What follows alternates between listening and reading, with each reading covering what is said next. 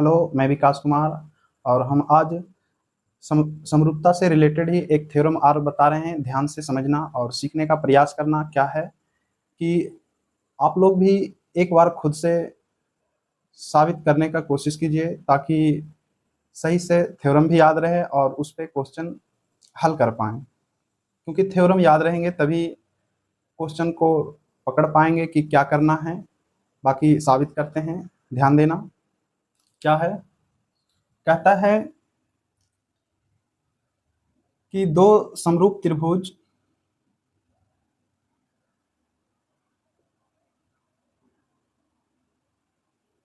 त्रिभुजों के क्षेत्रफल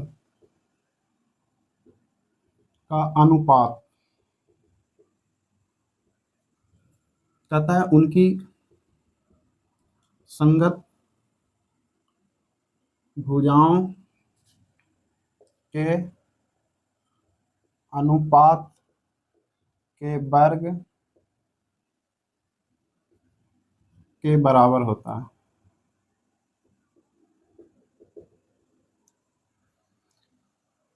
क्या दिया है, हमें कह रहा है दो समरूप त्रिभुज है। तो क्या कह रहा है साबित करने के लिए कि क्षेत्रफलों का जो अनुपात है उनकी संगत भुजाओं के अनुपात के वर्ग के कह रहा है कि बराबर है। क्या साबित करने के लिए कह रहा है, समझाते हैं, ध्यान देना। सबसे पहले कह रहा है दो त्रिभुज है, मान लेंगे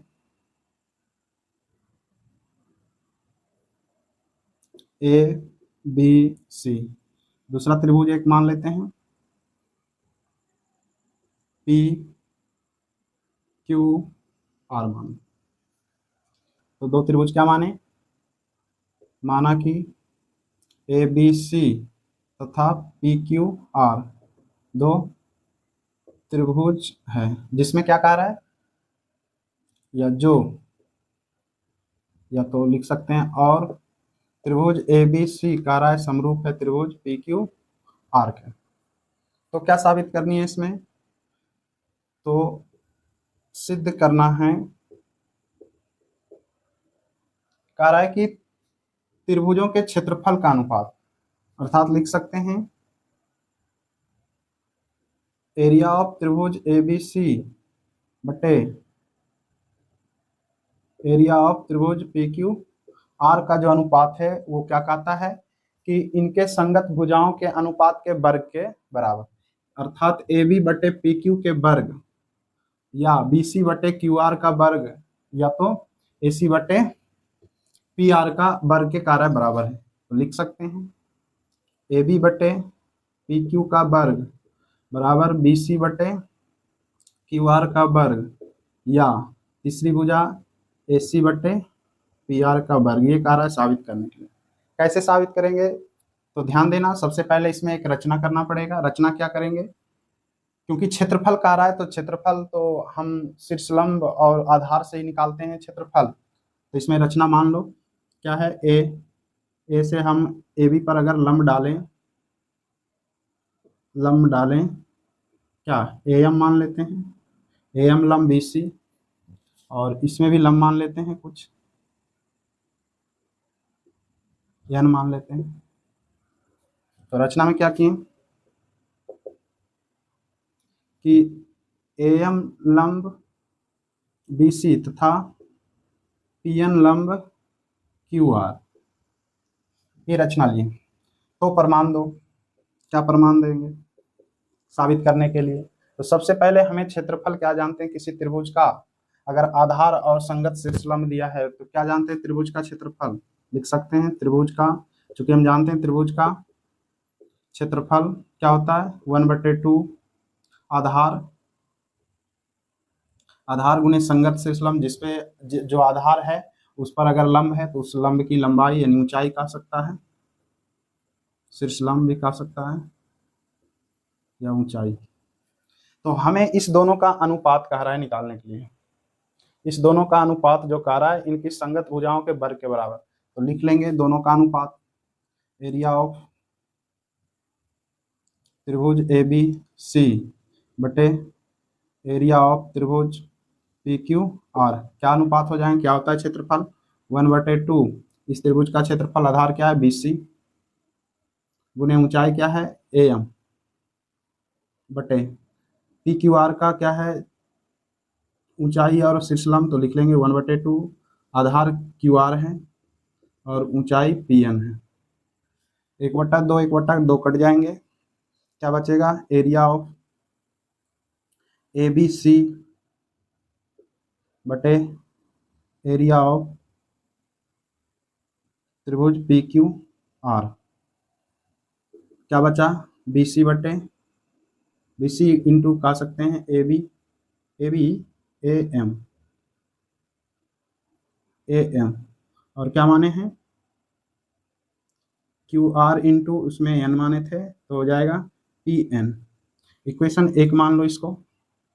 अब क्या करते हैं कि हमें चाहिए ए एम और पी एन नहीं, बल्कि क्या है कि ए एम और पी एन को यदि बी सी और क्यू आर के ही फॉर्म में अनुपात में बदल देंगे तो हम मान रख सकते हैं। इसको करने के लिए ए एम बटे पी एन को बी सी बटे क्यू आर में बदलने के लिए क्या करते हैं कि ये दोनों त्रिभुज को समरूप कर दो, या तो उससे पहले लिख सकते हैं कि चूंकि हमें दे रखा है कि दो समरूप त्रिभुज है, क्या दे रखा था, ए बी सी समरूप त्रिभुज पी क्यू आर।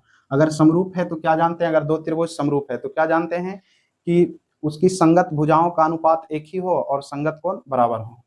तो लिख सकते हैं कि कोण ए बराबर कोण पी मान लेते हैं, कोण बी बराबर कोण क्यू मान लेते हैं, कोण सी बराबर कोण आर मान लेते हैं, और भुजाओं का भी अनुपात एक ही होता है, अर्थात क्या, ए बी बटे पी क्यू और बी सी बटे क्यू आर और ए सी बटे पी आर। इसको इक्वेशन 2 मान लेते हैं क्योंकि इसका यूज करेंगे आगे। अब क्या है कि हम त्रिभुज समरूप दिया तो हम ये दोनों चीज़ों लिख सकते हैं, और क्या करेंगे, हमें ए एम और पी एन को बी सी और क्यू आर में बदलने के लिए इतना ए एम बटे पी एन को, इस अनुपात को बी सी बटे क्यू आर में बदलने के लिए इस दोनों त्रिभुज को समरूप कर देते हैं। क्यों, क्योंकि ए एम बटे पी एन और अगर समरूप करेंगे तो ए बी बटे पी क्यू के फॉर्म में आ जाएंगे। जैसे देखना कि हमें क्या दिया था, कौन, पहले लिख लो कि त्रिभुज किसमें, ए बी एम तथा त्रिभुज पी क्यू एन में क्या दिखाई दे रहा है हमें कि अगर पूरे त्रिभुज ए बी सी और पी क्यू आर समरूप दिया था तो कोण बी तो एगो बराबर दिख ही रहा है कि बराबर दिया है, कोण बी बराबर कोण आर, और एक लंब जब खींचे हैं तो हम इसके कोण बराबर कर सकते हैं, कोण ए एम बी बराबर कोण पी एन क्यू। क्यों, क्योंकि हम लिए थे रचना में ए एम लंब B C and P N लंब क्यू आर, और ये तो त्रिभुज बड़ा दिख रहा है कि ए बी सी समरूप है त्रिभुज पी क्यू आर के है, इसलिए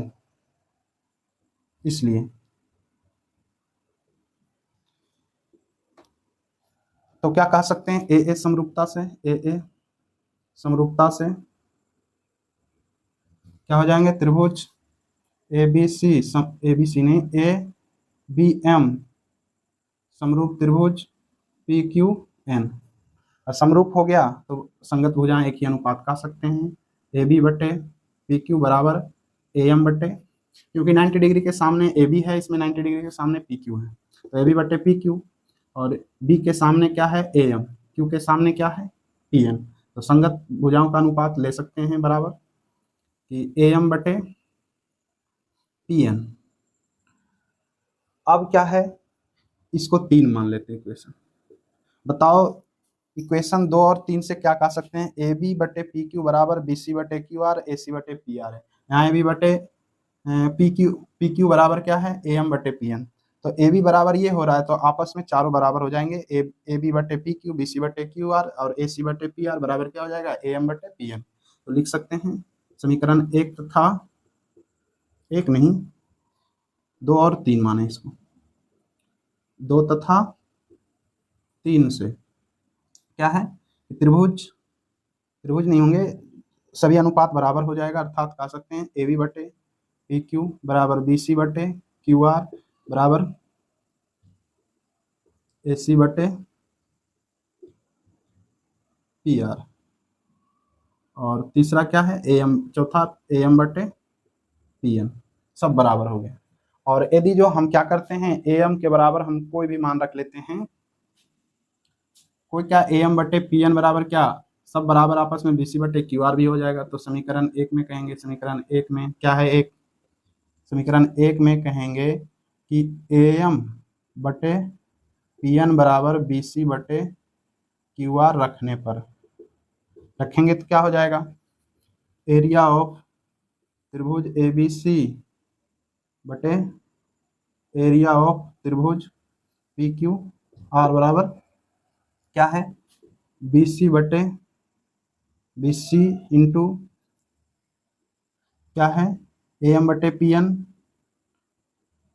BC बटे QR। तो लिख सकते हैं यहाँ BC और बटे QR, और इधर क्या था BC बटे, यहाँ भी QR है, BC बटे QR गुना करेंगे तो क्या हो जाएगा, एरिया ऑफ त्रिभुज ABC बटे एरिया ऑफ त्रिभुज PQR बराबर BC बटे QR का स्क्वायर। ध्यान देना, यदि हम क्या लिए, BC पर लंब लिए रचना में, तब क्या है BC का स्क्वायर दिखाएं। अगर हम BM लंब लेते हैं AC पर, तो क्या AC का स्क्वायर इस तरह से दिखाते हैं। तो इसी प्रकार कह सकते हैं, इसी प्रकार की एरिया ऑफ त्रिभुज ABC बटे एरिया ऑफ त्रिभुज PQR बराबर, सभी भुजाओं का अनुपात बराबर दिखा सकते हैं वर्ग का, AB बटे PQ का स्क्वायर बराबर BC बटे QR का स्क्वायर बराबर AC बटे PR का स्क्वायर। और भी दिखा सकते हैं, शीर्षलंब का भी होता है, माध्यिका का भी अनुपात का वर्ग के बराबर होता है, और परिमाप का भी वर्ग के बराबर होता है। तो ये रहा थ्योरम, एक दो बार खुद से प्रयास करो साबित करने का। अगर थ्योरम ध्यान रखता है तो इससे इस पे जो भी क्वेश्चन आएंगे आसानी से बन जाएंगे, और थ्योरम याद रहेगा तभी नए क्वेश्चन कर पाएगा, अन्यथा परेशानी होता है। आइए इस पर एक क्वेश्चन कर लेते हैं, क्या कहता है, यदि दो समरूप त्रिभुजों ABC और त्रिभुज PQR की संगत भुजाओं का अनुपात क्या है, 3 और 5 है, तो इनके क्षेत्रफलों का अनुपात क्या होगा। कैसे हल करेंगे, तो हमें भुजाओं का अनुपात, संगत भुजाओं का अनुपात दे रखा है।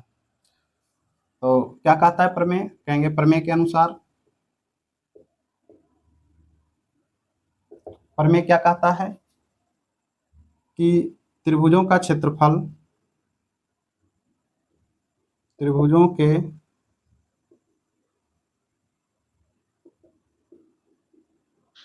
क्षेत्रफल का अनुपात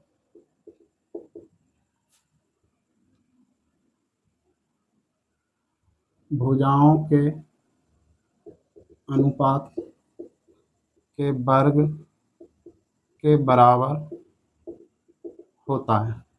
अर्थात क्या कहेंगे कि एरिया ऑफ त्रिभुज ABC बटे क्या, एरिया ऑफ त्रिभुज PQR क्या दिया है, संगत भुजाएं 3/5 का स्क्वायर हो जाएगा, अर्थात क्या हो जाएगा, 3 का स्क्वायर करेंगे 9/25 लिख सकते हैं। एरिया ऑफ त्रिभुज ABC अनुपात एरिया ऑफ त्रिभुज PQR का जो अनुपात होगा 9/25 होगा। काफ़ी आसान है, अगर थ्योरम ध्यान में रखते हैं तो इससे क्वेश्चन आसान लगेंगे। क्या कहते हैं, क्वेश्चन और देख लेते हैं। कह रहा है कि दो समरूप त्रिभुजों के क्षेत्रफल का अनुपात कह रहा है 64:121 है। तो इनकी कह रहा है संगत भुजाओं का अनुपात ज्ञात करने के लिए, कैसे ज्ञात करेंगे, हमें थ्योरम याद है कि दो समरूप त्रिभुजों के क्षेत्रफल का अनुपात जो होता है इनकी संगत भुजाओं के वर्ग के बराबर होता है।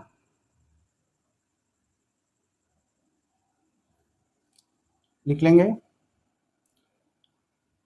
क्या दिया है इस बार? क्षेत्रफल का अनुपात दिया है। तो अगर मान लेते हैं, प्रमेय से क्या कहेंगे, प्रमेय क्या जानते हैं, प्रमेय के अनुसार कहेंगे। क्या कहता है कि त्रिभुजों के क्षेत्रफल अनुपात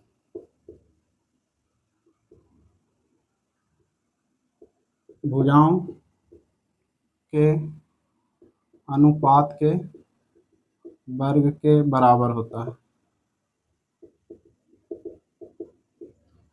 अर्थात यदि हम मान लेते हैं क्षेत्रफल, मान लेते हैं त्रिभुज का डेल्टा 1 और डेल्टा 2, लिख सकता है area of delta 1, area of delta 2। क्षेत्रफलों का अनुपात अगर ये मान लेते हैं, और संगत भुजाओं का अनुपात यदि मान लेते हैं S1, और S2 का क्या हो जाएगा वर्ग। क्या दिया है? 64, और 64/121 अनुपात दिया है। बराबर क्या है? S1/S2 मान लिए भुजाएं, साइड 1 साइड 2 संगत भुजाओं का। तो क्या आ जाएगा, इधर स्क्वायर हटाएंगे तो स्क्वायर रूट इधर आ जाएगा। 64/121 बराबर S1/S2। स्क्वायर रूट निकालेंगे तो 64 का 8 निकलेगा, और 121 11 का, यानी S1/S2। अर्थात कह सकते हैं S1 अनुपात S2 भुजाओं, संगत भुजाओं का अनुपात क्या हो जाएगा? 8:11। 11 हो जाएंगे आंसर। क्या कह रहा है, एक अच्छा क्वेश्चन देख लेते हैं। क्या कह रहा है कि त्रिभुज एबीसी समरूप त्रिभुज DEF है। यदि AB बराबर कह रहा है कि 3 सेंटीमीटर और DE बराबर कह रहा है 4 सेंटीमीटर, तो त्रिभुज एबीसी का क्षेत्रफल दे रखा है 54 का स्क्वायर। तो कह रहा है DEF का क्षेत्रफल ज्ञात करना है। कैसे ज्ञात करेंगे? सबसे पहले क्या करेंगे, इस बार देख क्षेत्रफल दिया है, उसका वर्ग दिया है, तो पहले जो प्रमेय का आता है उसके अनुसार रख लेंगे मान। क्या प्रमेय का आता है? तो कहेंगे प्रमेय के अनुसार। प्रमेय क्या कहता है लिखा करो तो याद हो जाएंगे, याद होंगे तो क्वेश्चन पकड़ में आएंगे। क्या कहता है प्रमेय? कहता है कि त्रिभुजों का क्षेत्रफल का अनुपात, त्रिभुजों के क्षेत्रफल का अनुपात, कहता है भुजाओं के अनुपात के वर्ग के बराबर होता है। लिख सकते हैं। अर्थात दे रखा है BCD, त्रिभुज एरिया ऑफ लिख सकते हैं, अर्थात ABC बटे एरिया ऑफ त्रिभुज DEF बराबर क्या हो जाएंगे, भुजाएं दे रखा है AB बटे DE ले लेंगे का वर्ग। क्या मान दिया है रख लेंगे। इसका मान दे रखा है ABC का क्षेत्रफल कितना है? 54 का स्क्वायर। 54 रख लेंगे पहले क्षेत्रफल, 54 बटे एरिया ऑफ त्रिभुज DEF बराबर क्या जानते हैं, AB का मान दे रखा है 3/4 का वर्ग। क्या हो जाएगा? 54 बटे एरिया ऑफ त्रिभुज DEF बराबर 9/16। काट सकता है इसको, 9 छक 54। तो एरिया ऑफ त्रिभुज DEF क्रॉस मल्टीप्लीकेशन करेंगे तो क्या आ जाएगा, एरिया ऑफ DEF 16 छक 96। क्या दिया था? 54 का वर्ग दिया था, तो यहाँ भी क्या हो जाएगा, एरिया ऑफ त्रिभुज DEF बराबर 96 का वर्ग हो जाएगा। क्या आएगा, लगभग 4 कम है 100 में तो 16, और अगर 96 में 4 कम है तो 4 और घटा देंगे, 100 में तो 92, यानी 9216 के लगभग आएगा। या तो यही रहने दो, ये आंसर हो जाएंगे।